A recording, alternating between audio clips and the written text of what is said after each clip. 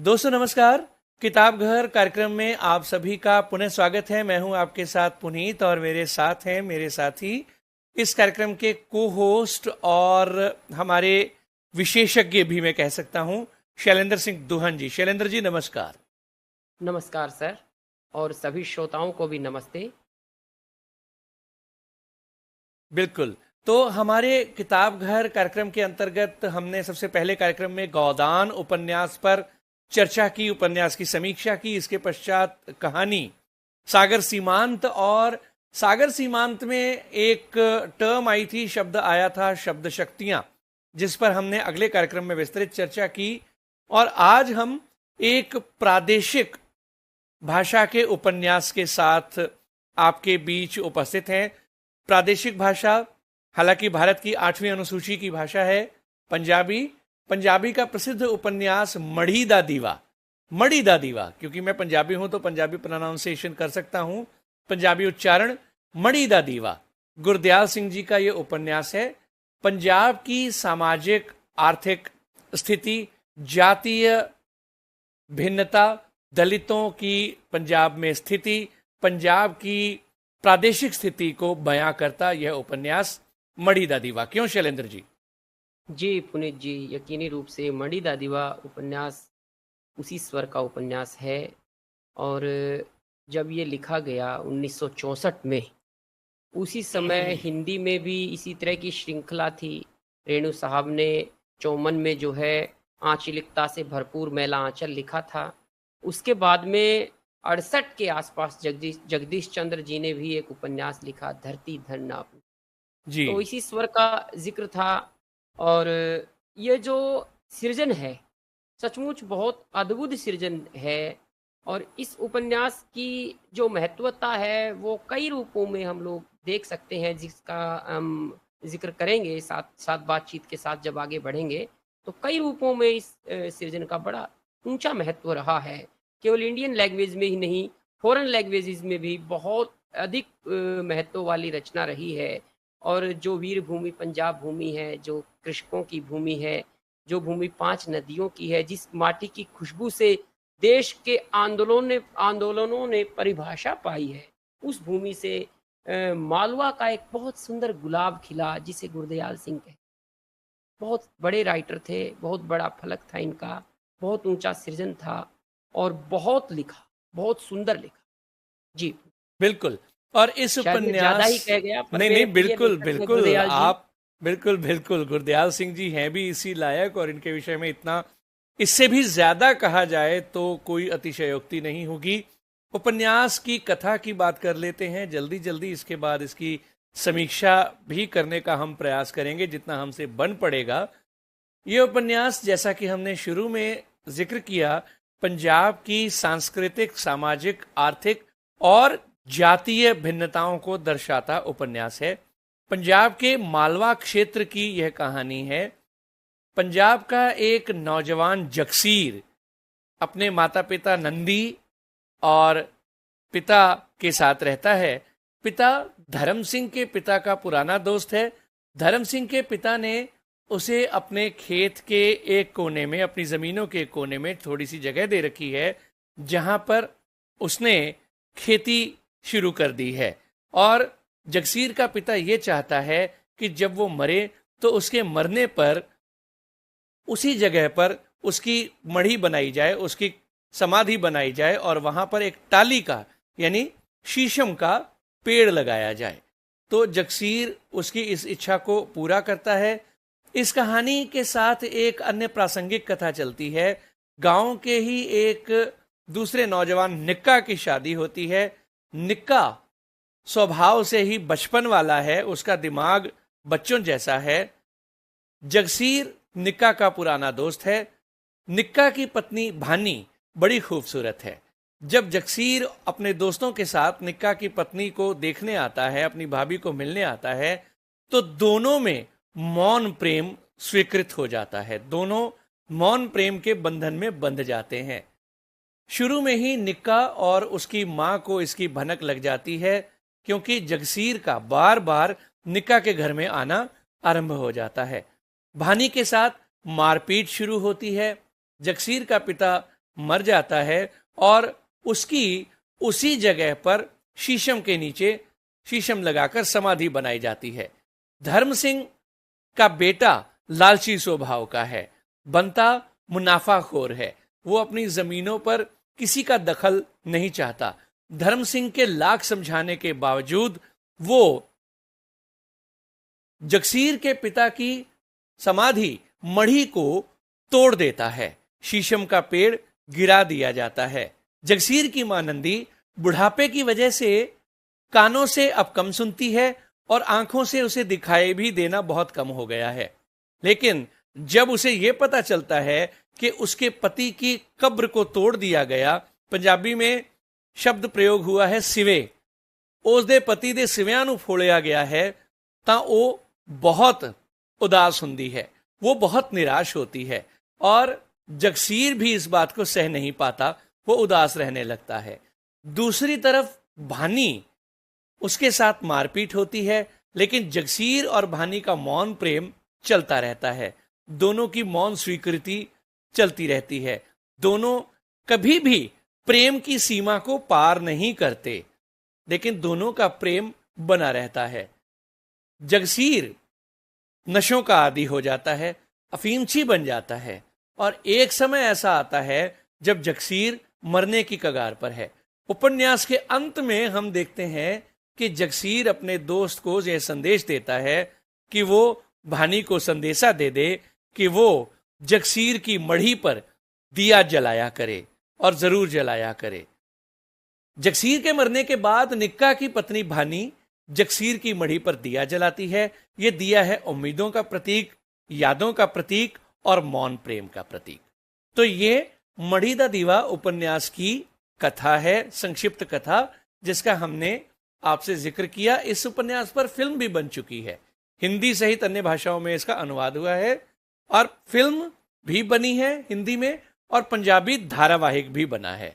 तो अब एक बार फिर से चलते हैं शैलेंद्र जी की ओर। शैलेंद्र जी, सबसे पहले सामाजिकता की हम बात कर लेते हैं। दलित है जगसीर, तो उस समय की पंजाब के दलितों की स्थिति कितनी स्पष्ट होती है? पुनीत जी, गुरदयाल सिंह जी ऐसे लेखक थे जो हेठा वर्ग के लेखक थे, यानी कि वंचित को लिखने वाले लेखक थे, सरोहारा के लेखक थे। परंतु उनका सरोहारा कोरा साम्यवादी नहीं है, वंचित है और हेठा है, यानी कि आज के साधारण शब्द में उसे हम दलित भी कह सकते हैं। सामाजिक स्थिति बहुत उस तरह की तो नहीं लेखक कहते। लेखक सीरी पाली कुरनियाँ मांगू कर, इस तरह की बातें करते हैं। भाई कुरनियों जैसे घर हैं, वही लेबर उखड़ते हैं दीवारों पर से और फिर नहीं दोबारा से लग पाते हैं, लीप पोत भी नहीं पा रहे हैं लोग अपने घरों को। खेत है, छोटे छोटे खेत हैं, ज़्यादा बड़े नहीं हैं लोगों के पास। किसी के पास 4 बीघे है, किसी के पास 8 बीघे है, छोटी मोटी ज़मीन है। और लोग धीरे धीरे नशे में गर्क होते जा रहे हैं। चाहे वो रोणके की बात करें, चाहे वो जगसीर की बात करें, ये नशेड़ी लोग भी धीरे धीरे, लोगों को नशे की लत भी धीरे धीरे पड़ती जा रही है। और सामाजिकता में कई चीज़ें लेखक देखते हैं, महिलाओं का गाना देखते हैं, त्योहारों की जो रौनक है, त्योहारों का जो आनंद है, उसको लेखक देखते हैं। और लेखक जो है विवाह की जो रस्में हैं उसका भी बड़ा सुंदर वर्णन करते हैं। विवाह के पश्चात जो नववधू आती है उसका शर्माना, सकुचाना लेखक के यहाँ बहुत व्यापक लेवल पे है। खेतों में किसानी के समय पे जो निक्का अपने बैलों से बात करता है, खेत को लाड़ लड़ाता है, टाली पर से यानी कि शीशम पर से इस तरह से हाथ फेरता है जैसे किसी बैल के पुट्ठे पर से यानी कि उसकी ठू कह दो या फिर उसकी कमर कह दो, एक रूप से खुले शब्दों में, उस पर से जैसे हाथ फेरता होता है, वो उससे खुरेरा करता होता है, उसी अंदाज में वो कटी टाली से, कटी शीशम से हाथ को घुमाता है। मैं टाली शब्द इसलिए यूज कर रहा हूँ क्योंकि टाली जो है वो पंजाबी का ऐसा शब्द आ गया है इस उपन्यास में, जिसको अनुदित करते समय भी हिंदी में ऐसा ही ले आए हैं कई बार, और इस शब्द के बिना कई बार अधूरा सा लगता है मुझे शीशम शब्द अकेला। बिल्कुल और बिल्कुल। लेखक सामाजिकता में रची बसी एक बात कहते हैं पुनीत जी बंदियां तेरियां 10 दियां, इक्को गई विवाह नो किधर गईयां। यानी कि तेरी लाइफ जो है उसमें 10 मोड़ आते हैं, मिनिमम ऐसा माना जाता है कि व्यक्ति की जिंदगी में 10 मोड़ आते हैं, परंतु इस उपन्यास के नायक जगसीर की जो लाइफ है उसमें एक ही मोड़ आ पाता है। वो कहते हैं देसी भाषा में कि जैसा जन्मा वैसा ही मर गया। यानी कि उसकी ना तो पिट्ठी लगी, ना मटना मसला गया, ना वो बनवारे बैठा, ना उसके फेरे हुए, ना उसकी शादी हुई, ना उसका गोना हुआ, कुछ नहीं हुआ। वो जैसा आया था वैसा चला गया, ज़िंदगी के मोड़ उसने नहीं देखे। तो बहुत तरह से सामाजिकता में रचा बसा ये उपन्यास है, और इस उपन्यास के सामाजिक ताने-बाने को लेखक ने बाद में कई सारे उपन्यासों में स्पष्ट किया। उनके परसा उपन्यास जो 17 साल के करीब में उन्होंने लिखा, परसा उपन्यास बहुत ज़बरदस्त फलक का उपन्यास है। उसके बाद इन्होंने एक बहुत अच्छा उपन्यास लिखा, अर्ध चांदनी रात। इस पर तो उन्हें साहित्य अकादमी भी दिया गया, हालाँकि संपूर्ण साहित्य पे है, परंतु अर्ध चांदनी रात पे ज़्यादा कर्सर था कि उन्हें साहित्य अकादमी दिया गया। उसके बाद इन्होंने अणहोए उपन्यास लिखा पुनीत जी। अणहोए व्यक्ति का ही, जो बिस्ना उसका नायक था अणहोए का, अणहोए व्यक्ति का ही लेखक है गुरदयाल सिंह, और उसी स्वर को हर उपन्यास में लगभग उठाते रहे वो। उन्होंने इस ढंग से अभिव्यक्ति दी कि अणहोए को होए माना जाए। तो इस तरह की सामाजिकता मुझे लगती है इनके पूरे सृजन में, और निश्चित रूप से ये उपन्यास भी उसी की एक अभिव्यक्ति है, जो बहुत सशक्त अभिव्यक्ति कही जाती बिल्कुल। और आपने एक बड़ी ही सीधी बात की, सही बात की कि नशों की तरफ बढ़ता नौजवान, ये आज हमारे पंजाब की एक विकट स्थिति है।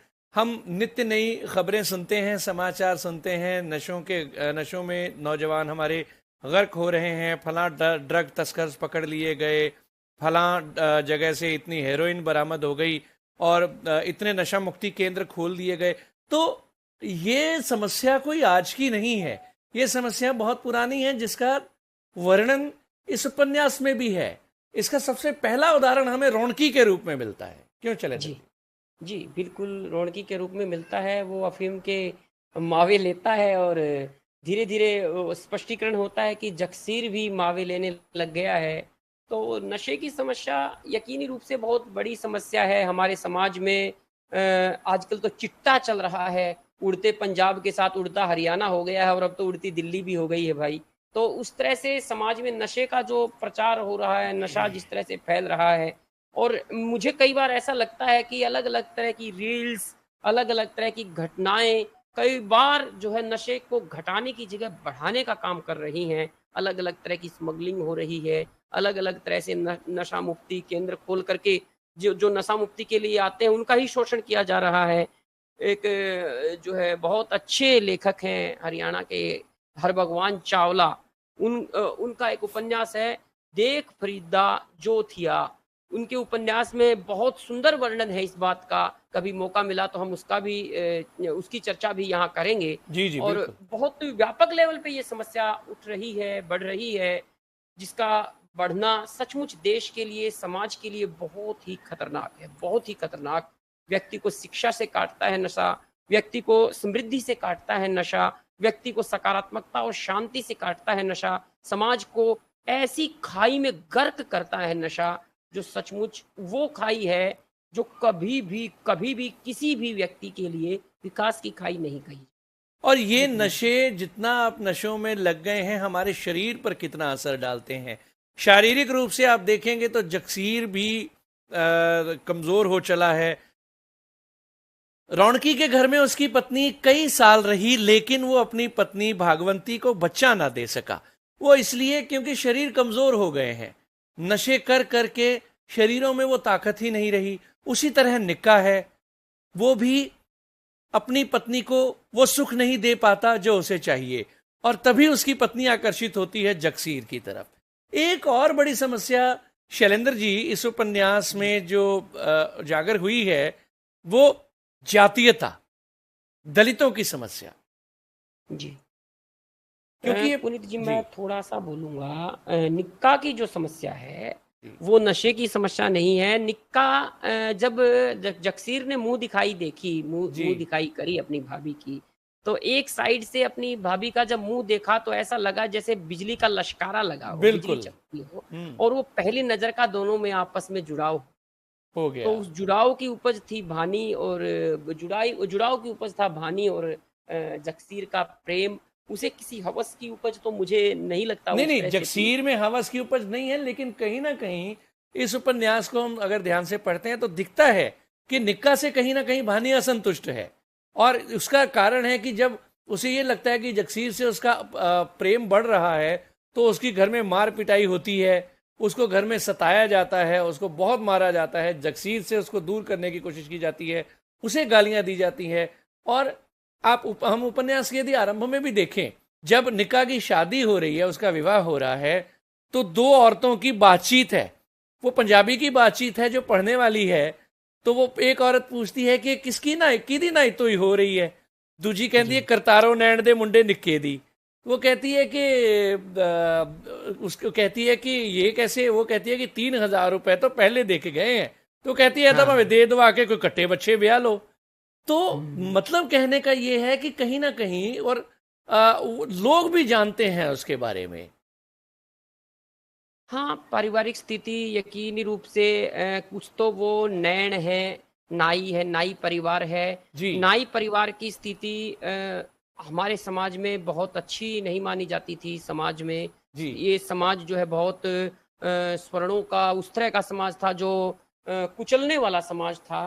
तो ये दिखाने की कोशिश करिए कि नाई समाज बहुत पीड़ित समाज है, आर्थिक अभाव है उसके पास, जी। और सामाजिक पृष्ठभूमि भी थोड़ी दूसरी तरह की है। आपने एक बहुत सुंदर बात करी इसमें कि महिलाओं की असुरक्षा है। बिल्कुल। कहीं अगर अगर हम भानी की बात करें तो भानी की बहुत असुरक्षा है, उसको मारा पीटा जा रहा है, प्रेम का खुलापन नहीं है। देखो पुनीत जी, लेखक किस किस तरह से खुलेपन के पक्षधर हैं। उन्होंने बंदिशों को किस तरह से निषेध के रूप में काटा है, उसको आप देखिए। पहले तो ठोला जो पिता होता है जगसीर का, वो साहसिन से शादी करता है, जो हम्म। दलितों में भी दलित माने जाती है। साहसिन, तो साहसी जो कास्ट है वो, उसको तो कई बार दलित भी नहीं स्वीकार कर पाते, परंतु उस कास्ट से शादी का जो भाव देकर के लेखक ने ये स्पष्ट करने की कोशिश करी है कि साहसी से शादी करना कोई साधारण बात नहीं है। ये बात वो है कि साहसी भी हम सबके समान है, और जातिवाद जो है समाज के लिए कैंसर की तरह है। और ये कैंसर किस रूप से डस रहा है ठोले के परिवार को। बाद में जगसीर की भी शादी नहीं होती है। हम्म। जगसीर की मम्मी जब ये बात करती है, उनकी माता, कि मेरे लड़के को भी, तेरे देवर की भी शादी करवा दे शुरू शुरू में ही, तो पड़ोसिन को हंसी हंसी आ जाती है।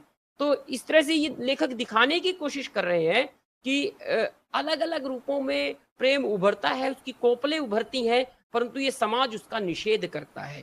बिल्कुल। उसके जगसीर के पिता के प्रेम का प्रतिफल निकला कि जगसीर की शादी ही नहीं हुई, का विवाह ही नहीं हुआ। उसके बाद भानी से जो प्रेम हुआ जगसीर का, जो शादीशुदा थी, वो उसका परिणाम निकला कि भानी को वो सुख ही नहीं मिल पाया, दाम्पत्य जीवन का वो आनंद ही नहीं हो पाया, और उसको ऐसा लगा कि असंतुष्टि का भाव उसके हृदय में बहुत बड़े लेवल पर फैल रहा है, हम्म। जिसको आप अभिव्यक्त कर रहे थे। यकीनी रूप से निक्के ने उसको वो इज्जत ही नहीं दी। वो बार-बार मायके जा रही है, बार-बार उसके बच्चे हो रहे हैं, परंतु बच्चे होने के बाद भी निक्के के शक की सुई जो है बार-बार उधर ही घूम कर के आ जा रही है। तो उस तरह से चीज़ों को जब हम देखते हैं, उसका विश्लेषण करते हैं, तो प्रेम में बहुत सारी मुश्किलें हैं, बहुत सारी बिल्कुल, मुश्किलें हैं। ये जातीय विकृति है और सामाजिक विकृति है इस उपन्यास में जो दर्शाई गई है। आर्थिकता की यदि बात करें, और आर्थिकता से पहले जो आप अभी जिक्र कर रहे थे, मुझे अच्छा याद आ गया कि जब ठोला और नंदी का आरंभिक संवाद ही देख लें, तो वो कहता है ना कि जो तू चाहती है वो मैं नहीं कर सकता। तू चाहती है कि मैं पैसा वैसा लेके या दे के शादी कर लूं, वो मैं नहीं कर सकता, वो मुझसे हाँ, नहीं होगा। लेकिन हाँ। नंदी चाहती है कि किसी तरह उसके बेटे की शादी हो जाए, बेटे का विवाह हो जाए। लेकिन ये हमारे समाज की स्थिति है कि ऐसा हो नहीं पाता। और आर्थिक रूप से अगर हम देखें तो एक ठोला गरीब किसान है, जी। जगसीर का बाप एक गरीब किसान है, रौनकी एक निर्धन व्यक्ति है, निर्धन दलित है। और वहां उन लोगों का जो रहन सहन है, कार्य विहार है, वो भी उसी तरह का है। हाँ, बिल्कुल, वो तो है ही। अर्थ बहुत लेवल पर व्यक्ति को प्रभावित करता है, चाहे वो ठोले की बात कर लें, चाहे रौणके की बात कर लें, चाहे निक्के की बात कर लें, चाहे किले की बात कर लें। बहुत सारे इस तरह के पात्र हैं इस उपन्यास में जो जी। अ, हेठे वर्ग के प्रतीक हैं, हेठे वर्ग को प्रतिनिधित्व देते हैं। और सच पूछो तो पुनीत जी, पूरा गाँव ही हेठा वर्ग का है। हुँ। जब लेखक कहते हैं कि कुर्निया जैसे घर, भई कुर्निया जैसे कुत्तों के रहने की कुर्निया हो, सही जो है 6 फुटा व्यक्ति अगर सीधा खड़ा हो जाए तो छत से टकरा जाए, टकरा लेखक जाए। का ये कहना है। तो हुँ। इस तरह की स्थिति के घर हैं, कच्चे घर हैं, और ऐसी स्थिति है कि अगर कोई दीवार गिर गई आंधी-तूफान में, कोई भूकंप में छत गिर गई, तो वो दोबारा लगने की स्थिति में बहुत दिनों में आ पाती है। कई बार तो लग ही नहीं पाती है। इस हुँ। तरह की बुरी स्थिति, शिक्षा तो दूर-दूर तक नहीं है। लोग भैंस चराने में, डंगर चराने में, बैलों को खुरेरा करने में, पशुपालन में, कृषि में ही अपने आप को प्रसन्न महसूस कर रहे हैं, खुश महसूस कर रहे हैं। तो इस तरह की स्थिति है। अर्थ बहुत बड़े लेवल पर हम इस रूप में भी देख सकते हैं कि चांदी का पैसा तब चल रहा है, और वो भी बहुत ही कम है लोगों के पास, बहुत ही हुँ। कम। उस कम की प्रतीति एक बार देख सकते हैं अंत में, उपन्यास के अंत में, जब कफ़न वगैरह के लिए नंदी का संदूक टटोला जा रहा है, तो उसके लिए कफ़न निकलता है। लोग अड़ोस-पड़ोस के कोई उसके लिए कफ़न नहीं ला पाता, या स्वयं जकशीर भी उसके लिए अपनी तरफ से कफ़न नहीं जुटा पा रहा। लेखक हालाँकि उससे 2 तरह के अर्थ और भी दे रहे हैं कि उसने पहले ही अपने कफ़न का तामझाम करके छोड़ दिया था, अपना इकट्ठा करके पैसा अपने कफ़न के लिए जोड़-जुगाड़ बना लिया था। हुँ। परंतु इसका अभिप्राय केवल ये तो नहीं माना जा सकता। इसका बिल्कुल, अभिप्राय ये भी तो है कि इतने अभावों की स्थितियाँ थीं कि बिल्कुल। व्यक्ति को कफ़न के लिए भी जो है बहुत-बहुत मशक्कत करनी पड़ी। अभावों की पराकाष्ठा है ये। जी। और उपन्यास में अगर हम देखते हैं ये मालवा क्षेत्र की ये कहानी है, पंजाब का मालवा क्षेत्र है। और मालवा क्षेत्र की भाषा पूरी तरह से इस पूरे उपन्यास में हमें जगह जगह सुनने को मिल जाती है। हाँ, हाँ, पुनीत जी, इनको पहले एक बार पंजाबी एक धड़े ने तो पंजाबी भाषा का लेखक ही नहीं माना। हाँ, सही। इन्होंने कहा ये मालवी भाषा है, ये हम्म। मालवी भाषा के लेखक है, पंजाबी के लेखक ही नहीं है। परंतु सूरज को कोई कितनी देर तक ढक सकता है, वो तो अपना प्रकाश फैला करके ही रहता है। लोगों ने स्वीकार भी किया, और इनकी भाषा में, इनके पात्रों में, और इनके परिवेश गढ़ने की जो कुवत है, जो एक क्षमता है, उसमें लगा लो, या फिर हम इनके दृश्य निर्माण में, हर जगह ही तो पंजाब धड़कता है सर। बिल्कुल। हर जगह पंजाब के वो आभास मिलते हैं, जो आम आदमी से लेकर के, हेठे वर्ग से लेकर के, धनी वर्ग तक की हम बात करें, अर्ध चांदनी रात में वो लंबरदार तक की बात कर ले, अंधे हम्म। घोड़े दा दान में कल्पना का जो इन्होंने सहारा लिया उसकी बात कर ले, या आथण उगण में जो इन्होंने आभास दिए उसकी बात कर ले। हर जगह गुरदयाल सिंह ने बहुत बड़े लेवल पे भावनाओं को अभिव्यक्त किया है। परसा उपन्यास में जो है उन्होंने मिट्टी खुदुम करिंदी यार, मिट्टी कुदुम करिंदी, बुल्ले शाह को इन्होंने लेकर आए। ये बड़े फलक, इस तरह का फलक होता था इनके सृजन का, जी। कि बहुत खुला फलक। और मालवी भाषा इनकी अपनी थी, मालवा की भाषा थी। और ये तो स्वयं भी बहुत अच्छे आलोचक रहे पंजाबी भाषा के। उन्होंने भी इनको जो है मालवा का गुलाब कहा। नामवर सिंह जी ने एक बात कही कि वैसे गुरदयाल सिंह जी को देखते हैं तो ऐसा लगता है कि ये व्यक्ति कोई मक्खी तक नहीं मार सकता, परंतु हम्म। परसा जैसा महान साम्यवादी उपन्यास लिखा इन्होंने, ये बात सोच के भी परे की थी। जो बहुत ही बड़े फलक का उपन्यास था, उसमें दृश्य निर्माण भी बहुत अलग-अलग तरह के हैं, और उसमें जो उभर के आ रहे हैं गुरदयाल सिंह, वैसा मुझे आज तक पंजाबी भाषा का कोई उपन्यास पढ़ने में नहीं आया। परसा उपन्यास अपने आप में बहुत बड़े फलक का उपन्यास है। मणि दा दीवा भी यकीनी रूप से बहुत अच्छा उपन्यास है इनका। इस उपन्यास की अच्छाई की बात यहाँ क्या, सोवियत संघ में अगर जब सोवियत संघ था रूस, तो रूसी भाषा में पुनीत जी इस उपन्यास की 5 लाख कॉपियाँ बिक गई एक साथ। हम्म। 5 लाख कॉपियाँ थोड़ी नहीं होती, 5 लाख कॉपियाँ छप करके बिक जाना किसी भाषा में बहुत बड़ी बात है। बिल्कुल। और पंजाब में तो ये खैर एमए वगैरह में लगता ही है, परंतु बिल्कुल। इंग्लिश में भी जो है इसका अनुवाद हुआ, उसमें भी इंग्लिश में भी ये एमए में पढ़ाया जाता है इंडिया में। हम्म। और हिंदी में भी हर लाइब्रेरी में इसका अनुवाद मिलेगा हिंदी भाषा में, मणि का दीवा नाम से। तो ये बहुत सारी भाषाओं में अनुदित उपन्यास है ये। फिल्म बनी इस उपन्यास पे, राज बब्बर जी ने भी जिसमें भूमिका निभाई, जी 1989 में बनी थी, बहुत अच्छी फिल्म है। तो काम बहुत हुआ। और पुनीत जी, गुरदयाल सिंह सच में अलंकारों के लेखक थे। उन्हें हम्म पुरस्कार भी बहुत मिले, सम्मान भी बहुत मिले। बहुत ही वंचित वर्ग से थे, हेठे वर्ग से थे। हेठे वर्ग को उन्होंने दिखाया भी, अपने उपन्यासों में बहुत व्यापक लेवल पे दिखाया। तो इनका सृजन सच में अच्छा है, बहुत अच्छा है। और भाषा की जो इनकी बात है, वो मालवा की भाषा है, और अपने प्रदेश की, अपनी प्रादेशिकता की जो भाषा होती है ना, वो सबसे सच्ची अभिव्यक्ति दे पाती है। बिल्कुल। उस परिवेश की जो अभिव्यक्तियां हैं, वो उसी में गूंथी जा सकती है, और लेखक ने ये सिद्ध जी। अच्छा, मैं जिक्र करना चाहूंगा, हम इतनी देर से बातचीत कर रहे हैं मढ़ी दा दीवा, मढ़ी दा दीवा। अब मैं आ रहा हूं इस उपन्यास के नामकरण पर, शीर्षक पर। मढ़ी दा दीवा ही क्यों? और कुछ भी हो सकता था, टाली भी हो सकता था, यही नाम क्यों?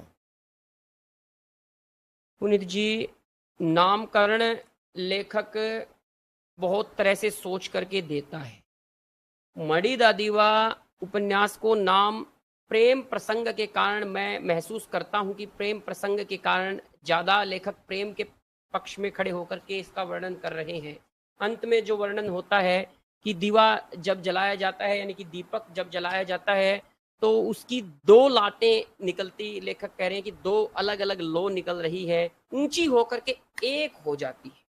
तो ये व्यष्टि और समव्यष्टि का एकाकार होना, और फिर समाधि तक बात को पहुंचा देना, लेखक भी तो यही चाहते हैं कि दो लटें जो अलग हो गई हैं, भानी और जक्षीर का जो अलगाव है, या रौनक और उनकी जो सतवंती जो पत्नी थी उसका अलगाव है, तो संती जो संती पत्नी थी उसका अलगाव है, या किसी भी बिछोह सहने वाले प्रेमी का अलगाव है, वो मिट जाए। एक अलगाव और भी मिटाना चाहते हैं लेखक। ये दीवा अलग अलग रूपों में जल रहा है।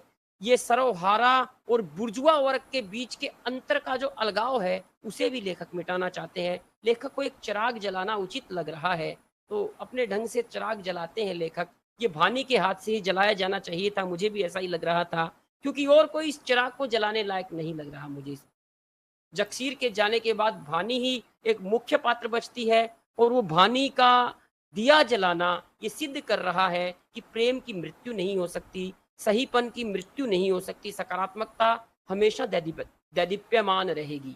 मैं फिर दोहरा रहा हूँ, सकारात्मकता हमेशा दैदीप्यमान रहेगी।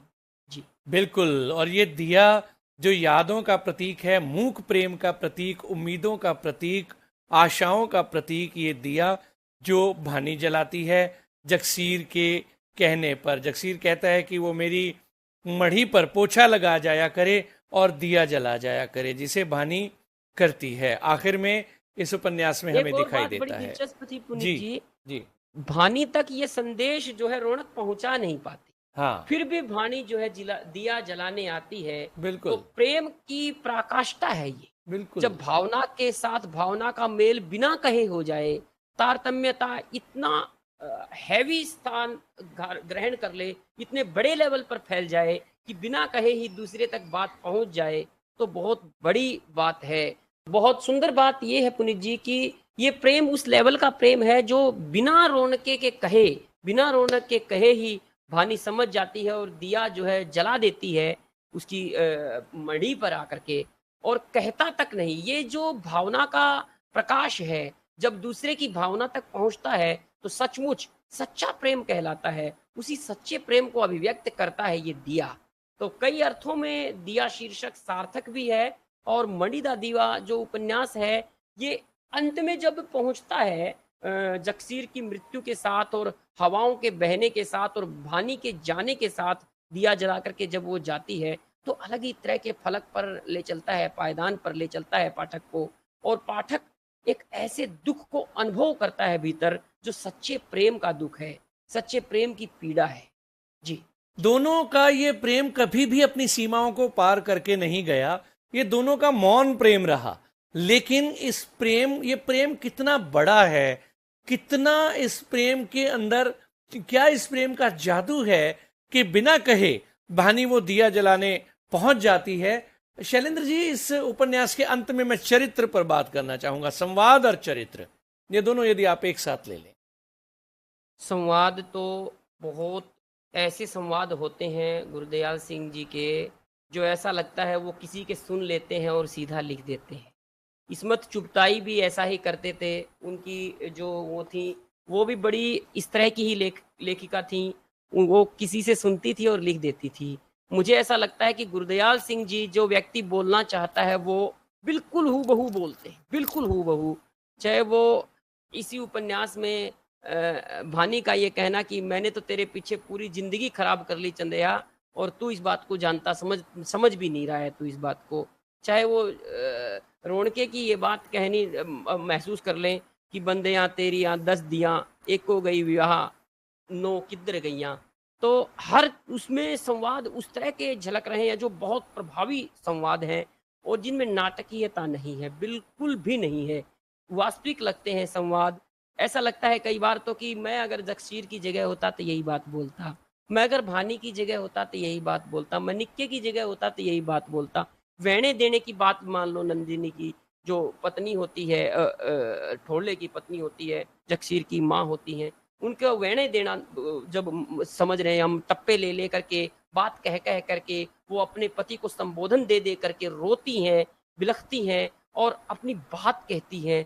तो सचमुच गांव की ग्रामीण महिलाएं जिस तरह से अपने प्रिय को और अपने प्यारे को, चाहे वो पुत्र हो, चाहे पति हो, चाहे वो भाई हो, उनको याद कर करके जैसे रोया करती है, वैसे ही ये रुदन है, वैसे ही ईश्वर का रुदन है। मुझे ऐसा लगता है कि लेखक ने समाज को बहुत निकट से देखा है, बहुत निकट से, और उन्होंने बहुत पास का लिखा। जी। अंत में मैं यदि आपको कहूं कि आप 2 मिनट के अंदर इस उपन्यास को समेटें, इस उपन्यास के विषय में अपने विचार रखें, तो आप क्या कहेंगे? सर, 2 मिनट के अंदर इस उपन्यास को समेटना तो क्या, बहुत सारे व्याख्यान भी इस उपन्यास को समेटने में अपर्याप्त है। बहुत ही बड़े फलक का उपन्यास है, बहुत काम हुआ है, बहुत सारी पीएचडी इस उपन्यास पर हुई हैं। अन्य जो स्कॉलर्स हैं उन्होंने रिसर्च पेपर लिखे हैं, बहुत सारे फिल्म बनी है, डॉक्यूमेंट्रीज भी बनी है, नटियाया गया है इस उपन्यास को। तो इस उपन्यास को 2 मिनट में, 1 मिनट में समेटने की बात नहीं है। मुझे तो ऐसा लगता है कि एहसासों की पराकाष्ठा है। अगर एक लाइन की बात मैं करूं तो मुझे यही कहना होगा कि ये उपन्यास एहसासों की पराकाष्ठा है, और अपनी भूमि से उगा वो अंकुर है जो हेठे वर्ग की, वंचित वर्ग की वकालत करने वाला अंकुर है। उसके हित में खड़ा एक ऐसा पेड़ है जो हर हर कीमत पर, हर पहलू से सरोहारा को छाया देने वाला है, उसकी पीर कहने वाला है, उसकी वेदनाओं को बताने वाला। जी। ताली का क्या महत्व है? ताली एक पारंपरिक प्रतीक मुझे ज्यादा नजर आता है, और प्रतीक से ज्यादा बिंबात्मक प्रयोग है इस प्रतीक का।